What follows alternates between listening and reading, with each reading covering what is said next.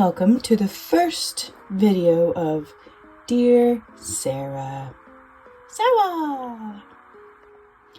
So today, Sarah, we are going to be feeding your sourdough starter. So when I came to visit a little over a week and a half ago, I brought you what's called a sourdough starter. And my jar is a little bit messy, so ignore that. It's not a big deal, but for OCD purposes, it's a big deal. You know what I mean? Anyway, it should have some bubbles and everything. I took mine out of the fridge already, so you will need to do that. Go ahead and take your starter out of the fridge, and you want this to come to room temperature for about 30 to 45 minutes. Okay, it's just to kind of let it wake up, start stretching a little bit, start feeding, because it's going to be really hungry. And so if you open your jar, and mine is a little stuck, so I had to pause and then open it, but okay, open your jar, and this is what the inside looks like. So you can see mine is still a little bit bubbly. There's a little bit of what's called hooch. It's perfectly safe. It's just the liquid that comes to the top, perfectly normal. If you smell that, mine still has a little bit of the sourdough smell, but it is also kind of alcohol-y, which basically just means that it's hungry. But it's got some nice bubbles in it, so I'm pretty excited about that. And you're gonna wanna feed this, if you're not gonna bake any bread, for example, you can feed this about every week. Once you feed it, give it another 30 minutes to kind of start the process, and then it can go right back in the fridge. And then throughout the Dear Sarah videos, I will walk you through how I do things. When I first started my sourdough journey, I was very lovingly given a starter from my sister-in-law, and which was a family starter, and so that was pretty cool. And then a recipe card on how to make the sourdough sandwich bread, and then she came to visit and we did a loaf together, and then there was a lot of trial and error, but I didn't kill it, thankfully. I was so happy that I did not kill our starter here. But a few things to go over before we feed the starter. So I think the number one thing for you to know, the most important thing for you to ever do in your sourdough journey, is to name your dough. This is the fun part. It's really optional. You don't really have to do it, but it is kind of fun. So you can make it really cool names, really punny names like Obiwankadoughbi or Indiana Doughns, Edgar Dough. But for all intents and purposes, for this first video, since I don't know what name you want to choose, I will call your sourdough starter Jane Doe, because I think I'm clever and funny. Anyway, so going forward today, anytime I mention Jane Doe, that is your starter. And have fun with it if you want to do that. You definitely don't have to, but it's pretty fun, I think, to come up with some clever names. A lot of times I call mine Patience because I need to learn patience with my sourdough starter. I cannot rush these things. Anyway, so all joking aside, your first step is actually to take Jane Doe out of the fridge. And again, as I mentioned a little bit earlier, you want the dough, or the starter, sorry, not the dough. You want Jane to come to room temperature. Give her about 30 to 45 minutes to have that nice kind of ability to start stretching and bubbling and starting to feed off of anything that she's got left in the jar from the last feeding that you did. And then we'll go from there. So the next thing we're going to talk about is the discard. And honestly, all that means is you are taking the starter that you have that would have doubled in size. So you see the rubber band, and you can kind of see the line to where my dough got, and so that would have been about double in size, so it was about up here.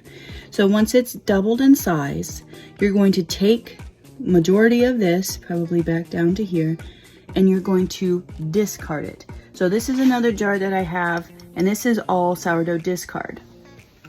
Quite honestly, sourdough discard is how you start your sourdough. That is sourdough starter, okay? And so if you wanted to, you could have two going. You can have two starters going.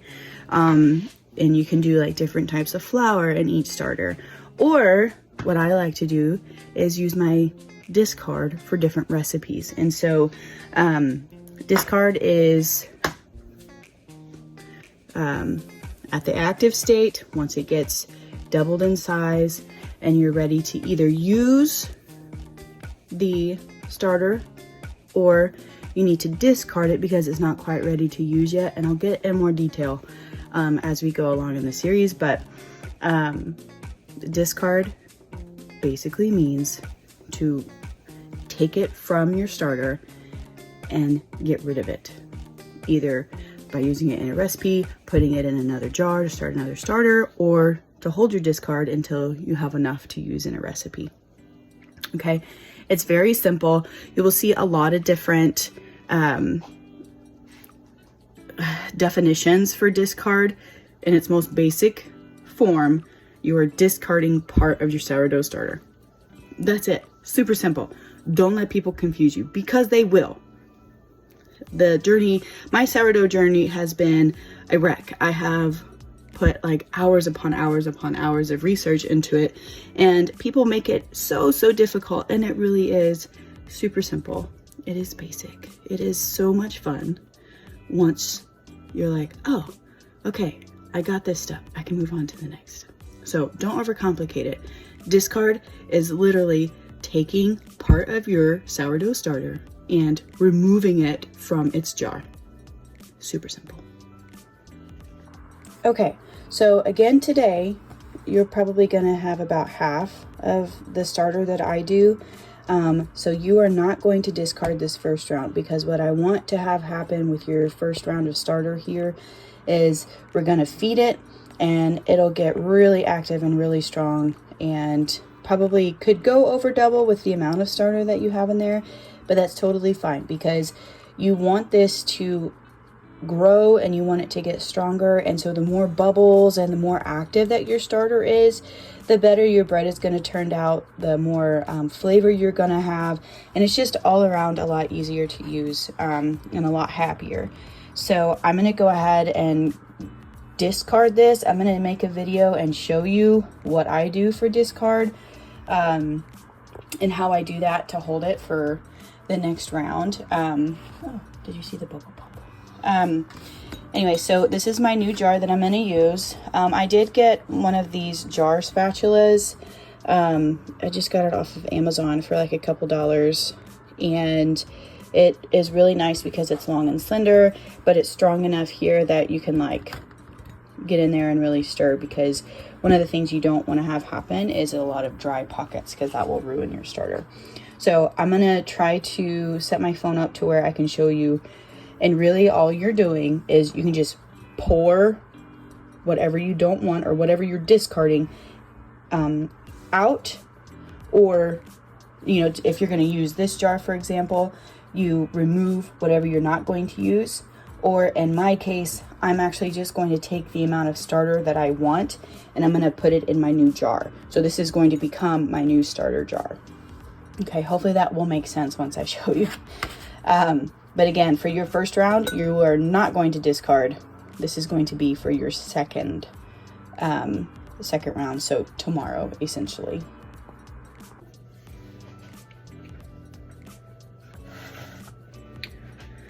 All right, we've got our clean jar here, and I'll try to keep it in the shot for you. And then I've got my discard here. And again, this has been on the counter for about 30 to 45 minutes, and you can see the bubbles, and it's a little active still, which is nice. And the smell, it has still that sourdough smell, and it's not too like alcohol-y smell. And so you're gonna take this, and I just kind of like to stir it up. If there's any hooch or any like clear liquid or anything, and sometimes it can be a little bit of a yellow liquid, you don't want black. Black is bad. You don't want mold. Mold is bad. If it does mold, really mold is the only thing that can kill this starter. There's a great YouTube series out of a guy who 50 ways to kill your sourdough starter, and he literally takes like a blowtorch, he puts it in the microwave. There's 50 different ways that he tries to kill this starter, and really the only thing that kills it is the mold. Okay, you can always bring it back to life. So don't panic if you're like, oh my gosh, it's been, you know, 3 weeks and I haven't fed my poor starter, my poor Jane Doe. Don't panic. It's okay. It's probably still alive. Just give it a stir and feed her. Okay. So again, I'm going to use this as my new jar. So I'm just going to pour out a decent amount, just because I like to start out with a little bit more starter in there than most folks. Again, you really only have to have about 15 grams to get yourself a nice starter going for like any recipes or anything that you're going to use. But I like a little bit more than that. So, and then you'll also see that my starter, you can kind of see here, it's a little dry for my liking. You don't want it runny, but this is pretty thick. So, which is fine. It's still going to work perfectly fine. But you want it to be like a dough consistency kind of, and not super runny. So you don't want a whole lot of water in your starter. So this is my new jar, nice and clean and pretty, which is what I like. And you can see, let me kind of shake it down for you. That's about as much starter as I'm going to use to begin. I really like Weck jars, Weck, depending on where you are is how you pronounce it. I do Weck. They have the taller jars, more cylindrical and not as wide of a base. But I just kind of like these better. But you can really use whatever you want. You can use just like a ball mason jar. You can do any sort of container that you want. I suggest always using glass. Plastic doesn't. If you do any sort of research on plastic, a lot of people don't really like it because they're worried about anything that comes from plastic getting into the sourdough, because this is an active bacteria. You definitely don't want to do stainless steel. That's a no-no. Copper, anything like that. So I just stick to glass just to be on the safe side. Just make sure, you know, there's no chips or anything in your jars, because obviously you don't want that either. Let's not consume glass. Anyway, so that's my new jar for my starter. That's where she will stay. And then this is the remaining amount. So I did about half. I don't know if you can see that. So that's about half of what was in there, maybe even a little less, or a little more left over, rather. Okay, so now we're gonna go on to measuring. So I use a kitchen scale just because I like to measure mine out with grams. You don't have to though, you really don't. You can go by cups, but for this particular exercise, when we're just going to feed our starter, you're just going to do equal parts flour to equal parts water. And so this is the flour that I use, and what I've been feeding the starter. It is more expensive, but I really like Bob's Red Mill. I like their gluten-free options too, so that's why I just kind of stuck with this all-purpose flour. Again, there's so many different options that you can do for your sourdough starter. You can find some recipes on kind of switching it over to just using bread flour. You can find gluten-free options, which is a little bit more difficult for the starter, and kind of there's different rules involved in gluten-free, so just keep that in mind. And then another one is King Arthur's flour, but really what you want is an unbleached flour, okay? Because if you get the bleached, it'll kill your starter. I just don't think it survives. but an unbleached all-purpose flour is what you can use to kind of get yourself started. It's the easiest to use because it is the all-purpose, and it works really well. So this is what I use. And then if you do switch flours, for example, let's say you do King Arthur's unbleached flour, you're gonna want to feed and discard, and it'll look a little weak at first when you're changing flours, but just stick with it. You know, feed her, discard it, and it'll probably take about 3 or 4 feeds and discards, and she'll be just fine. Anyway, so that's the little blip about flour there. Okay, so to do the basic feeding of your starter, you're going to do equal parts water to equal parts flour. And so again, it is advised to use a scale, a kitchen scale, and measure things out in grams.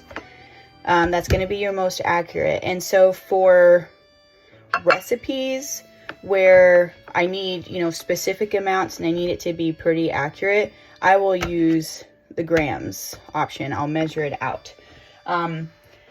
When I'm just feeding, sorry, I had to grab a spoon. When I'm just feeding the starter, I will just measure out a cup, or the cup equivalency of 100 grams of water and 100 grams of flour. So for flour, your equivalency of the flour is 3/4 of a cup. And so I'll actually use this because you'll be able to kind of see that. Hopefully I'll zero that out here. And so it's going to be a little slow because I'm doing this method to show you, but so I'll get to the 100 mark and we'll just measure that out. Heavens to Betsy. I'll clean that later. All right, so almost there, maybe another spoonful. And it's at 85 grams, so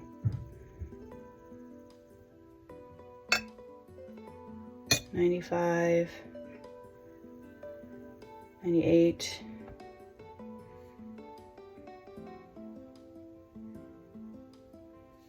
99. Okay, 101. So I'm gonna, it's really, if you go 1 gram over, it is not the end of the world. Even if your recipe calls for 200 grams of flour or 400 grams, whatever, it's, if you do 101, it's totally fine. So that is right at about 3/4 of a cup, give or take some. But for when you're just feeding, this is perfectly fine to do, okay? And so I always start mine in a separate bowl when I'm mixing my flour and my water, just because with sourdough starter, you do not want any dry pockets of flour. The dry pockets is what's going to get you in trouble when it comes to your sourdough life, your Jane Doe's life, okay? And so I always mix in a separate bowl, stir it up really well, get all of those pockets of flour mixed really well together, and then I'll put it in the discard. So now we're going to do 100 grams of water, and then again, because of science, chemistry, physics, because of the things, you know, we do we do equal parts flour and water, and it is different. So 100 grams of water is actually just under half a cup. Okay, so your flour is about 3/4 of a cup and water will be half a cup. And we're just going to pour this in, splash it everywhere. I'm gonna turn my scale off and then stir that up.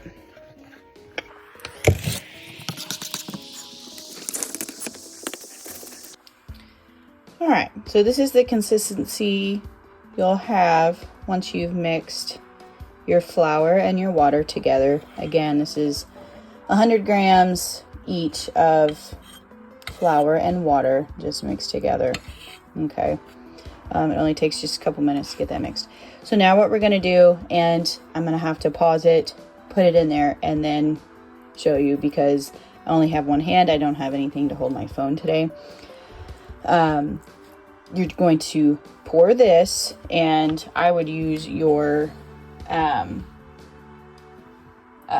spatula because it's easier than using the spoon. And you can use the one that you stirred up your starter with. It's no big deal. Get everything that you can, scrape it out, and pour it in your jar. This was actually working earlier, so I'll try this view for you. Hopefully you can see and understand everything okay. Anyway, you can get a little OCD about this, scraping everything off. Trust me, you don't have to. It's gonna be fine. But I kind of get lost in scraping all of the extras, and it can get tedious and annoying. So just know that you don't have to do that, and you can just wash it out and it's all gone. Okay, so again, as you are pouring this into your starter, because again, you want your flour water mixture to go into your starter, you're checking for those dry pockets. You want to make sure kind of before this step that you don't have any, but if you miss one, it's okay. Just know you want to mix that in as well as you can, because it is just bad news bears for your starter if you have any dry pockets. And so I've got dough all over me, sorry. It is a little messy, but that's part of the fun, right? So when you are stirring around, and when you're actually at this stage, you'll notice it was a little dry looking, like thick. It wasn't necessarily dry, but it was just pretty thick. And that's what you want, because your starter is going to be a little bit more runny than this because you've mixed in the liquid that formed on the top. So it's going to turn out to be about the perfect consistency. All right, this is a better angle anyway. So this is what it looks like. Nice and thick. Ta-da.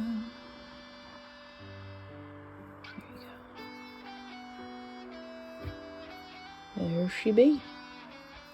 All right, so at this point right now, this is your fed sourdough starter. Jane Doe is fed and no longer hangry.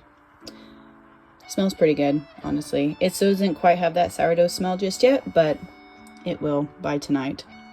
And you can scrape this kind of extra dough off of your spatula if you're weird like me. I will here in just a second. And then last but not least, you're gonna want to get your marker on there. So I use the rubber band method. You can do like a dry erase marker or even a permanent marker, because you can get that off really easily on these jars. But you just mark whichever way that you wish. Again, I'm using the rubber band, but I just use it to mark where my sourdough is as soon as I feed it. So then that way, once it has doubled, probably to about the name here is probably where it'll end. That's when I know it's at its peak. When it's at its peak is when you want to use it for like your recipes, or when you want to like discard and refeed. This is just how you're gonna know that, oh hey, it's pretty much doubled. I think it's probably done, but yeah, it's just a nice way to do that, especially with our busy minds and things that we have going on. Who would have thought? People are busy. Anyway, there you go. And then another thought on these weck jars. So there's actually a seal that goes along this edge. When I'm gonna leave my starter out, I don't put that seal on here. I'm just really careful about putting it on there nice and gently, but it does need a little bit of airflow. So another option that you can use, and what I use in my discard here, is one that seals, and I'll put this in the fridge, but I'll stir that one up. But this one has a nice wooden lid that you can push down and it actually seals. So this is nice for storage. But when I'm going to leave it on the counter and refeed it pretty soon, I'll just leave it without the seal on there. It breathes a little bit better that way. A lot of folks, what they will do, they will actually forego a lid and they will put some sort of cloth on there to help it breathe, which you can absolutely do that. So let me see. You know, just like a cloth like that. That's what I use for our kombucha. But you can just put a rubber band over top of that and you're good to go. But since I use it for kombucha, it is a different bacteria. So I don't get my bacteria close to each other. Anyway, there you have it. You have just officially fed Jane Doe. Congratulations. Yay. I will see you tomorrow to go through the next step. P.S. When you are done feeding and using your gadgets like your bowl and your spatula, wash it off immediately. If not, this stuff is like cement once it dries. Okay, it is so hard to get off. You see all that? Girl, you could build a brick home with it and use this as mortar. It's crazy. So wash it off immediately when you're done using it, or even just put water in it. If you have to leave immediately and you're like, oh my goodness, I can't wash it, then put some water in it. Okay, let it sit in some water. Trust me. Don't ask me how I know. I don't like to talk about it. So I wanted to show you, so this was my discard jar where it had the, you know, the liquid that had separated on top. This is what it looks like after it's been stirred. So you can definitely tell the different consistencies here. It's very runny, which is fine. It can still be used in recipes. It's just something that you have to take notice of. But yeah, this is her all stirred up, and I'll be using her in a recipe, or hers, because it was multiple discards that I'm saving for different discard recipes. And so I'll throw a few videos of different fun recipes that you can do with discard.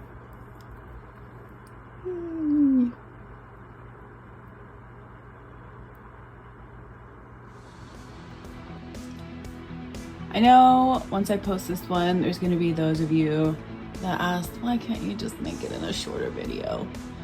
So at the very end of the videos, what I will do is I will write down all the steps that I take in the video and talk about it really quickly. Ready, set, go. Number 1, name your starter. Number 2, you take Jane Doe out of the fridge. Let Jane come to room temperature about 30 to 45 minutes. Number 4, in a separate bowl, mix equal parts of flour and water.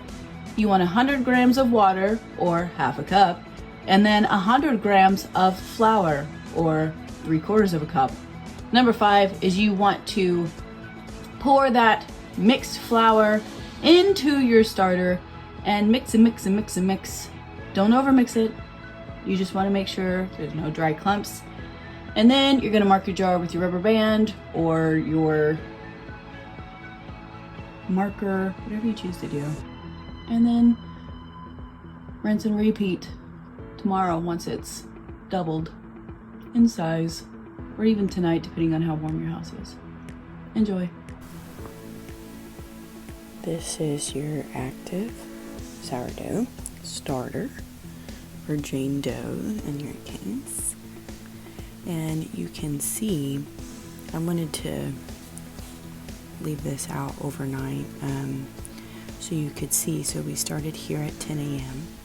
and then 12 p.m., 3 p.m., 6 p.m., 10 p.m. and then you can see where it was at its peak and how it's already starting to fall. So you can probably see it a little bit better here. You see all those bubbles on the top, that's actually where it was, and then it has now started to shrink back down because it has eaten all of that flour and water. And so very happy starter, very active. And at this point you're going to do this again. I would not save this discard. I would just go ahead, put it in the trash, don't put it down your drain, and start again. So you're going to do about the same amount of starter that we did, and then equal parts flour to water, so 100 grams of water, 100 grams of flour, and you're going to feed it again. And so I'll do that video again real quick, and I'll try to do it like in a time lapse so it's not as long as that first one.